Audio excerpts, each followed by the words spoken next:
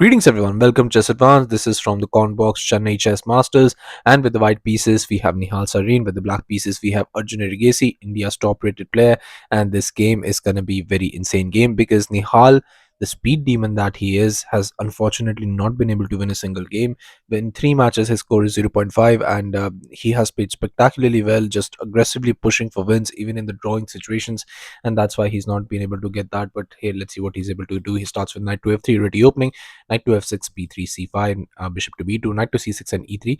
Just going for the Nimzola's of variation, we have g6, knight to c3, d6, and bishop to b5. But now just bishop to g7. We have knight to e4. Very nice move. If you capture, you just lose the bishop, and then obviously the game. So there is no no point for doing that.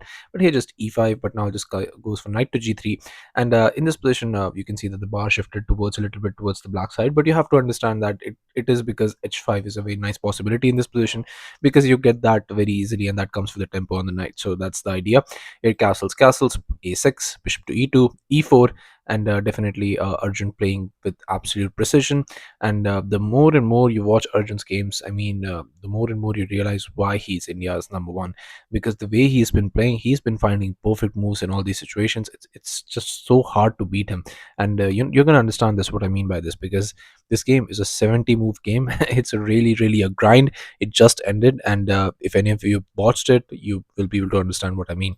Knight to e1, we have h5, but now just going for the c4, h4, and attacking the knight. But look at these cramped pieces. I mean, it just looks like it's very difficult to play. Black is controlling a lot of squares, but it's only temporarily. That's what you have to understand, because once white starts to push, all of these pieces will not matter. Here just h3, but now just f3, not worrying about that much. Here queen to e7 was played, but because that's what you have to understand, is simply that there are no black pieces that could be of some trouble. You cannot get the knight here, you cannot get the queen here for the moment, and also you cannot get the rook to this file to try and attack. So it doesn't matter whatever pawns you push, you need to have some pieces to be able to back it up. Here knight to g3 was played, h captures, knight captures, e captures, bishop captures, and everything just trading off all those pieces. We have knight to e5 attacking the bishop, but not even worrying about this knight, because you always have that, but just going for a beautiful knight to f4. Now these knights are looking very amazing here. Knight after g4 was played, but now comes this bishop to d5. Absolute best move by here Nihal. And we have king to h7, but just this queen to e2, knight to f6, and queen to g2. Just maybe trying to push here towards this. This is just one of these positions where you have to be very much careful. You cannot go king here, because this this can be played, because you have to understand that this pawn is pinned. Even watching the game, commentators were thinking that maybe Arjun has played this king here because he wants to get the rook here and king here. But gladly we got Servishi here in the comment section, and he said that if I'm playing with the black pieces, I'm not gonna go for it, because until unless I resolve how to avoid this, because even if I play this, I'm gonna get the king to g8, and then this is still a threat. So there is no point in going for all of this. And he's absolutely right. There is actually no point in going for all of it. Rook to b8 was played in this position, which is the best move. Knight to e4, bishop to f5, and now just knight captures. We have bishop captures, and a beautiful move with this very nice knight to h5. And if you're wondering, why not just take it? Well, then just rook captures, and even if you're able to, let me just show you, because this is so nice. Even if you're able to get this in, you have to understand that you're getting mated. So not let's not just jump to conclusions. And here we have knight to f3 check, just rook captures, and here just bishop captures. So that was the point about all of this variation and trading more and more pieces. And here we have a rook a to f1, and now finally just queen to h4. And now you can actually capture this, so you have to be careful. In this position you could go for a very beautiful line that unfortunately Nihal missed. Here he could have gone for rook captures, and it looks very scary, because here g captures, and this is coming next move. You don't want to open up files, king is already there. You can get the rooks, double up rooks, and it just looks really scary. That's why I think Nihal didn't go for it. But the idea is here after you play knight g to f3, rook to g8 as planned, but you have this very nice idea with d4, just trapping this bishop here. And now this could very much be captured. And here after bishop to c3, you most likely play this rook caps on f5, And here after king to h8, queen to f3, rook to g4. Rook to g4 is a must in this position because you have to understand this is coming. So you're going to lose the queen, so that's why this is a must. Rook caps on f7, only move. C captures, and here just bishop attacking the rook. And here after you go for rook to g6, you play rook to f8 check, rook captures, queen captures, and after king to h7, you just pin that rook, and slowly but surely, you're just going to get that in. And let me just show you here. Queen to g5, you just get that in. You first, just tease black a little bit, because here you want to get your king to safety here, so that no checks are allowed. And once you do, the next move, you just capture this. And here after this, queen captures, bishop captures, this captures, and after this captures, you can see that you have an outside pass pawn, and most likely you're winning this game. But here you have to understand, after queen to h4, here Nihal could not find it. He directly went for this knight to g3, which seems like a good idea, but it's just one of those things that you have to actually just try and force things and not actually go for not give your opponent tempos, because now the issue starts, because bishop to h3, and now you're going to lose the exchange. Or what is going to happen here? A rook caps on f7 was played. That's the only move. Bishop to g7, and here just going for this knight to f5. And a very beautiful move by Nihal again, because if you capture this, then this is just going, and if you capture here, then this is going. So you you have to understand this. This game is just absolutely a masterpiece, man. But here actually Arjun did go for this. He went for bishop capture on g2, but just rook captures, king moves, and just knight captures queen. We have this just capture that bishop, and just rook captures. And actually in this position, Nihal is down the exchange, so it's going to be very much difficult to see how the game follows. Bishop to h3 was played, knight to f3, king to h7, and just rook caps on d6. So Nihal is going to grab as many pawns as possible to be able to hold off in the end game after everything gets traded off. King to g7, king to f2, we have rook to f6, rook caps on f6, king captures, and king to g3, just pushing the bishop back. Bishop to e6, king to f4, and here just going for rook to g8. And it's very much important to understand that Nihal is the one actually pushing for a win, because there is no pawns here. You already pushed them to try and attack, and your attack failed. And Arjun is going to have to defend now with very, very much precision, because all of these pawns are just going to be wreaking havoc here in this position. Bishop caps on e6 was played, king captures, so you have to deal with the knight. And definitely Nihal is just going to try and hold off this pawn as much as possible, because outside pawns are against a rook. It's just very much difficult to hold here. h4 was played, rook to f8 check, king to e4, and just b6. We have d4, c captures, e captures, and just going for a5, and here just a3. But now this rook to c8, knight to e5. Knight to e5 only move in this position, only because of the fact that a4, whenever it will hit, it will target the weak of the pawn, and you have to understand this becomes weak. So here already a protection for that. So if you play it now, it won't matter. Here white is winning, but finding out all these moves, both players were like two minutes on the clock. It's just impossible. Here rook to g8 was played, b4, and b4 is not that accurate, but says a captures, rook to g2, and just going for this d5 check. D5 check was not the best move in this position. I think the best move was something like this or this, but you have to I'm gonna have to check it out.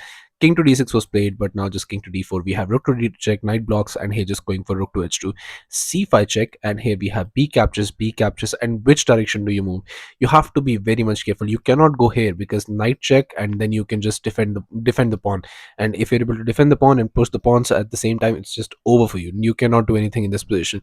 I mean, although there are some checks, but you have to understand that king will be able to just run away, and at least you'll be able to promote. So here, where do you go? Do you go to c7 or do you go to e7? Because Arjun made a huge blunder in this position. He went for actually you can calculate it, and you can pause the video right here if you wanted to. He went for king to e7, but now the actual idea was king to c7, only because here if you go for d6 check, king to c8, you play king to e5, rook caps on h4, but now just c6, and you're not stopping those. And you'll be able to stop those pawns, because here after rook to h5 check, king to e6, you just continue to give checks here. And I can just, even if I try to go here and you give a check, just knight blocks, and you think you're just winning here, but just rook to h1, king to e6, just rook to e1, just spinning the knight. And whichever way you push here, whichever way you push in this, I mean, if you push it here, then you have to understand that this will be very easily, you won't ever be able to promote. And if you push it from the other direction, you have to understand it still doesn't work, because here I just go here, and you don't have any protection there, so you'll never be able to promote. And once king goes here, if you're thinking this, then you have to understand this rook captures, and that comes with the check, so you just lose the game right on the spot. So you have to be careful and vary your options. B captures on c5, but in this position Arjun Erigaisi went for king to e7, and this does not work, but it's still a lot of work. d6 check was played, King to e6, knight to f4 check. Only moves in this position that gives Nihal the win. He found it with 30 seconds on the clock. I mean, these players are just absolute monsters, man, when it concerns to time. King to d7, knight to g6, defending the pawn while also threatening to push the pawns. And we have rook to h1, knight to e5 check, king to d6. Only move in this position that gives Arjun the chance to draw this game. Knight to f3, we have rook to c1. Only move again by Arjun to try and just push those pawns, and he found it with like 20 seconds on the clock. That's absolutely insane. H5, rook to h1, knight to g5 check. We have king to d7, knight to e4, and here just knight to h4. The idea was actually to go for knight to h7 so that if you capture, then you have this.